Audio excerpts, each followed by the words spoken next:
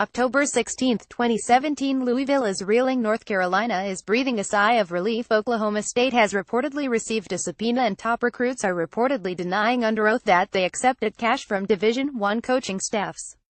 Welcome to 2017 in college basketball. The headlines are numerous, portentous, and even damning. When a coach is vested in the current system, as Bill Self says, the current system has to change. You know, you're dealing with fundamental questions. But here's the strange part. The fundamental questions address who plays college basketball, for which teams, and how those players are selected and rewarded. In terms of the admittedly less weighty matter of what takes place once the ball is tipped off, however, the game has arguably never been in better shape. Sound a little too rosy? Consider the NBA. For all the talk of space and pace at the next level, the same winds appear to be blowing through the college game, too. Scoring pace: 3-point attempt, NBA 7.6, 4.8 9.6, college 11.66.210.9. Numbers are based on major conference play. When taking the temperature of college basketball, I occasionally find it helpful to use data from major conference play. Such numbers capture the most prominent 20% of DIS programs, balance home and road games, and nullify scheduling mischief wrought by coaches in a setting where power is rather egregiously imbalanced. That being said, the numbers trotted out here are quite similar to the D-wide stats. The NBA and the college game encompass different cultures, different attitudes, and, of course, vastly different business models and conceptions of eligibility. So how come the statistical trends in both versions of basketball have tracked each other with a fair degree of stylistic kinship over the past 5 years? Indeed, it's as if there's something in the basketball air on the North American continent. True, the winds of change were helped along indeed by the NCAA's introduction of the 30-second shot clock before the 201,516 season. The shorter shot clock had an immediate impact on the pace of play, and a jump in scoring followed in the wake of those additional possessions. Nevertheless, scoring in the college game has also increased on a per-possession basis. It would appear those stodgy and familiar D coaches are drawing on many of the same stylistic lessons as their ever-changing and innovative NBA counterparts. In fact, I can think of at least 3 additional and pace-neutral ways in which the college game has improved its quality of play in recent years.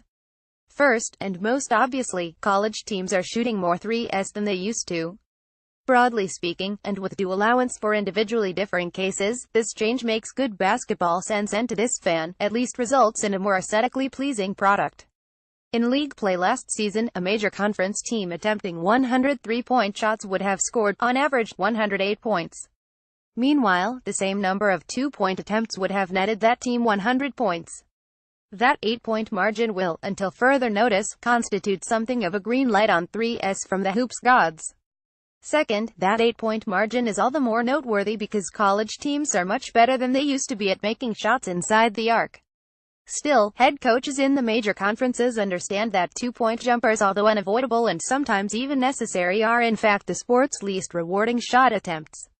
As a result, such attempts are on the decline. Per hoopmyth.com, this median rate for 2-point jumper frequency has dropped by 13% since 201,213. With every passing season, more shot attempts occur either at the rim or from beyond the arc. That shot distribution is a recipe for more scoring. Lastly, all of the above has taken place against the backdrop of a foul rate that has ticked slightly downward in major conference play over the past 5 years. This, in effect, constitutes a very important dog that HASNT barked in the college game.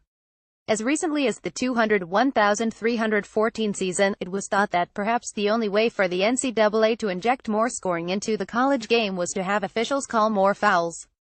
That actually worked. Scoring went up that season, but the problem is simply that, well, free throws are boring to watch. It's been very good news over the past 3 years, then, to see that scoring can in fact increase markedly without the sport being turned into a free throw contest. So, as you read the ominous and even dire headlines that currently dominate college basketball, here is a reminder: the stakes really are as large as everyone says. For, if the powers that be in the college game can somehow straighten out things in terms of arrangements off the court, there's every reason to believe the sport's future is bright in terms of sheer quality of play.